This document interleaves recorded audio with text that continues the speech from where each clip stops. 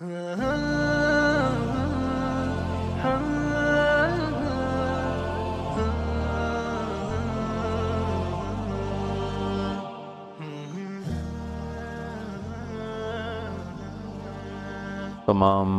محترم معزز سامعین، سننے والے، خواتین، حضرات، چھوٹے بڑے بچے، سب کی خدمت میں میرا محبت بھرا سلام ہے۔ اب یہ طارق جمیل کے نام سے بنا ہے، طارق جمیل آفیشل۔ اس پر انشاءاللہ جو بھی اللہ تعالیٰ مجھے توفیق دیتا رہا، میں آپ سے گاہے گاہے بات کرتا رہوں گا، اور مختلف بیانات کے کلپس بھی اپلوڈ ہوتے رہیں گے۔